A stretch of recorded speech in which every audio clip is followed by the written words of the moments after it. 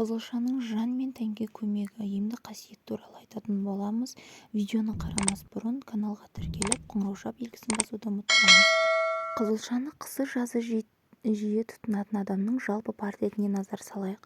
Ол ақылды, себебі қызылшада йод көп, ал онсыз есте сақтау қабілетінің жақсы, ой-өрісі мен зейінінің жоғары болуы мүмкін емес. Беті алқызыл, себебі қызылша темірдің ағзаға дұрыс сіңуіне әсер етеді. Сондықтан қызылшаны ұнататын адамдардың бет-әлпетінің бозарғанын байқамаймыз. Ол төзімді. Қызылша адамның физикалық төзімділігін арттырады екен. Ғалымдар қызылша шырынының қан тамырларын кеңейтіп, қан тарауын күшейтетінін дәлелдеген. Демек, бұлшықеттерге ауа түсуін арттырады. Мамандар тәжірибе жүргізіп, жаттығу алдында 70 мг қызылша шырынын ішу денеге түсер салмаққа төзімділік 16%-ға ұлғайтатынын анықтаған. Оның шашы қалың. Қызылшаны сүйіп жейтін адамдардың шашы жылдам өседі, қалыңдай түседі.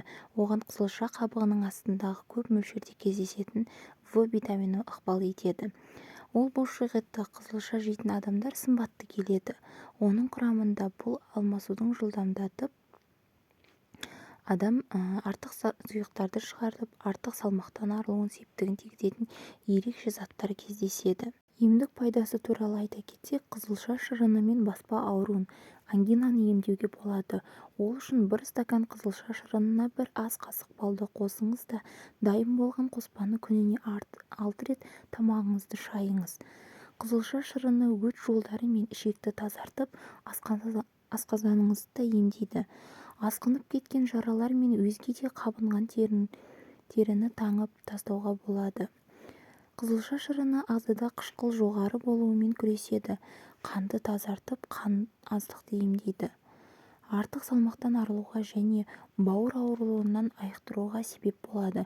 Ішек жолдарының қызметін реттейді. Дәрігерлер күніне 100-150 грамм қайнатылған қызылша жеуге кеңес береді. Аш қарынға 100-200 грамм қызылша жеген жөн. Ол ақуызды ажыратып, бойға сіңіреді. Зат алмасуға жақсы әсер етеді. Ал сіз қызылшаны жақсы жейсіз бе? Қолжетімді қызылшаның осынша пайдасын біле жүріңіз.